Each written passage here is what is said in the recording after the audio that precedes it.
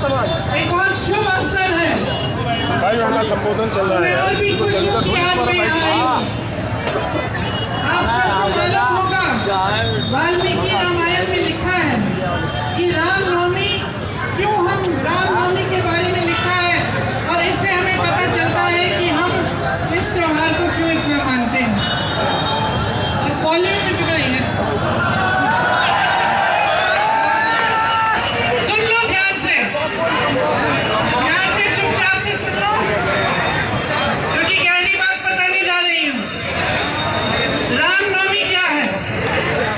वाल्मीकि रामायण में लिखा है कि जब भगवान राम युद्ध भूमि में उतरे तो उन्होंने सामने देखा तो शक्ति, माता की पूरी शक्ति रावण के तरफ थी। मायूस हुए भगवान राम, मायूस हुए कि ऐसा क्यों हो रहा है। तो मायूस होकर उन्होंने 8-9 दिनों की तपस्या की।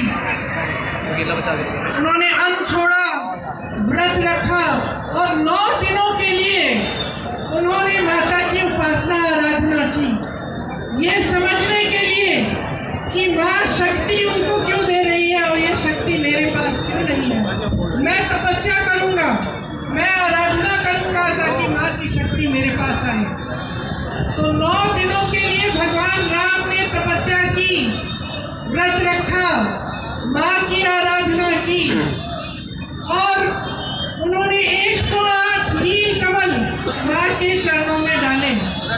जब 108वें कमल को नील कमल को डालने का मौका आया 9वें दिन पर, तो माता ने उनकी परीक्षा ली।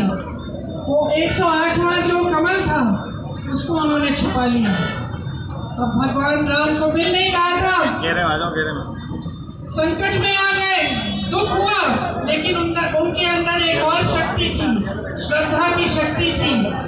तो उनको याद आया इस शक्ति के द्वारा कि बचपन में उनकी माता उनको राजीव लोचन कहलाती थी, मतलब कमल जैसी आंखों वाले। तो जब ये बात भगवान राम को याद आई तो भगवान राम ने एक चूड़ा निकाला और अपनी आंख को निकालने का प्रयास करने जा रहे थे कि मैं माँ के लिए, माँ के चरणों में, मेरे पास नील कमल नहीं है, मैं अपनी आंख रखूंगा। जैसे ही माँ ने उनकी ये श्रद्धा देखी तो माँ का दिल भी पिघल गया और माँ ने उनको रोका